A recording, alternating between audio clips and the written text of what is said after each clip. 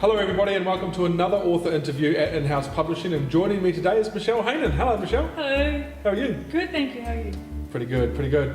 Today we're going to be talking about her new release, Reflections of Sandra. We're going to find a little bit about the inspiration behind it, what her vision is for it, and pretty much where to get it. That's the main thing, isn't it? So Michelle, tell us about Reflections of Sandra. What is it?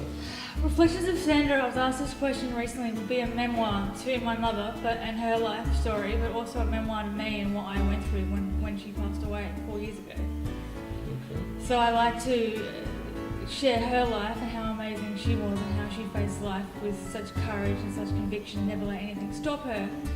But then I also share the reality of what happens when that person passes away, and the reality of, that life goes on, but that also your life can stop, which my life did. My life and my world shut down. I shut down. So I wanted to share that and share that as a real, open and raw account of the reality of grief. The grief isn't the 5 stages and you're good. That it can be, 1 or 2 stages, and life moves on, then you'll get hit with more. Or that it's none of that, which in my case it was. And that you in fact, for me anyway, I died myself and I was reborn, and I was taken on a journey of that rebirth across a good 4 years, where I was discovering who I was now without her, but also an insight into who I was all along when she was alive. I just didn't realise who that person was. It was a real journey of self-discovery of myself and my whole life, pretty much. Okay, it's intriguing. I've heard before that when we lose someone and they're at a relatively young age, like your mother wasn't very old. No, she was 67. Yeah. Yeah. So I've heard before that it's like the emotions and the grief process is like a tidal wave in a lot of ways, that the actual tide doesn't change, it still comes in and out. It's just how big those waves are. Yes. And you don't really know until they hit how big they're going to hit you. That's exactly right. I think for me, I had it all planned, or thought I had it all planned, I guess. I thought 2 weeks I'll be fine, I'll go back to work, I'll be sweet, no worries at all. That didn't happen. Yes, I went back to work after 2 weeks, but then the waves that came, very much like you said, very much like a tidal wave, very much unexpected, didn't know when they were going to hit. I mean, I would go and have a family dinner, which we did often once a week, and I just burst into tears and just couldn't stop crying because she wasn't there. But then other moments I'd be okay. If I was at work, I'd be fine. I'd be this completely different person at work.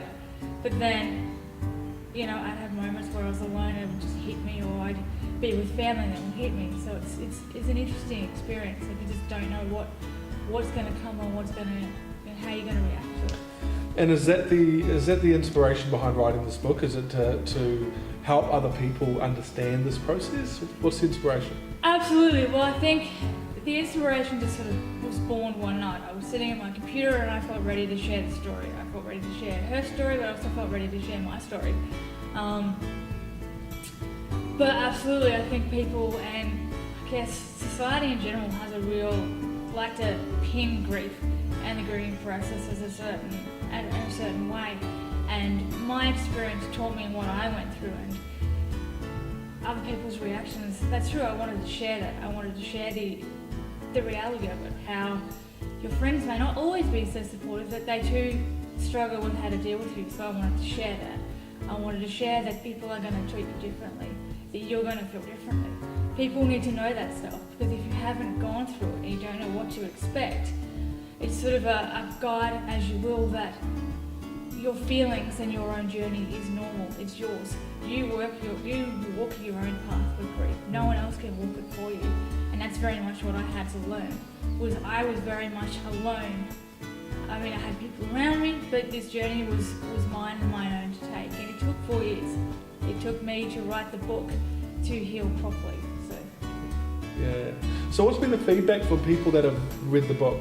It's been out a little bit, and a lot of people have seen it. Yeah, the people that have read it have been really impressed, and they've said that I've made them feel gratitude for their own lives. That I made them, appreciate what they have, but also give them insight into a difficult process, and give them a beautiful, way of looking at it, and that it is possible to find the blessings which I did in my mother's death. And that there's like, other ways to get through things other than stock standard therapy and drugs. There's other ways to look at it and turn every negative into a positive, which has been really cool. But they also get an insight into how hard the grief process is, and they get to see the other side of it, which is good. And they've said that they can see it as a tool for them for whatever grief it is, whether it's the loss of a parent or a pet or a job even. I've given them the insight and another way of looking at it, and not just going into that dark tunnel, that they can sort of sit and give them permission just to sit in their situation and find that light, which is cool. That's an interesting thing you said, is that it's not just about the loss of a loved one, it's like a pet or a job or whatever. Yeah. And a friend of mine recently, actually another author, just had a cat bit by a venomous snake. Yeah. And it was like 3 solid days and nights in the vet clinic, and the way he was describing it to me, it was like his child had fallen into a swimming pool. Yeah. It was, and I've got a couple of dogs, and I mean, man, oh man, anything happened to my little boys, oh, it'd be tragic. So it's good that you're offering that kind of open insight into the grief process, not just pigeonholed into one area. Well, grief isn't just attributed to a physical person. There's so much more to grief. It's it's a pet, it's a job, it's a relationship. It's it's all of that. You can grieve no matter what. If you have an operation and remove a part of you, that's grief. You're grieving the loss of something that was with you for years. So that's how I look at the book. I mean, yes, it's pigeonholed, I suppose, as a loss of my parent, but that's not. There are deeper meanings behind it. Well, that's the foundation. That's what you've used as your foundation for this because of your experience. But and this is what's awesome about this book, is that you've used a circumstance that has been very, very difficult to deal with, and you've turned it into a creative expression, a creative outlet that is now much, much wider in its scope. Very much so, yeah. So what's your vision for it? For me, I see it as definitely a tool for people, sort of a beacon of light, I guess, for people who are struggling, no matter what their situation. But I also see it, I want to go and travel the world and speak and use that book and share my story to empower other people to get through other stories. It definitely doesn't stop, at the book, by no means. Like every day I'm thinking up a new crazy idea of how I can use that book to help other people and what I want to do with it. So the vision is very much, I see myself on Ellen talking about it and sharing my story with her, because I know that she has a very close relationship with her mother, and really, resonating and connecting with those people to just give them that reassurance when that time comes, that, they have hope, they have something to go to, they have a friend, I suppose. I'd like to see myself as a friend for everyone who, is struggling with grief, no matter what that grief is.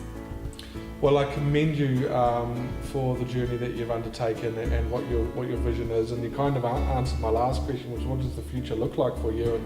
And one day I'm going to turn on the television and you're going to be sitting there with Ellen. I'm looking forward to that. Make sure you mention InHouse Publishing, by the way. Of course, absolutely. Okay, guys, now it's your turn. On the screen right now is the website where you can go and purchase Michelle's book, Reflections of Sandra. Make sure you go and check it out. This is a book that I think we all need to take on board, because we all experience this at some point in our lives. And like Michelle identified, this doesn't have to be about the loss of a loved one or a close person. It can actually be the loss of a job, a relationship, a pet, whatever. So Michelle, thank you so much for coming and talking to me. My pleasure. Awesome. Cheers, guys. Bye.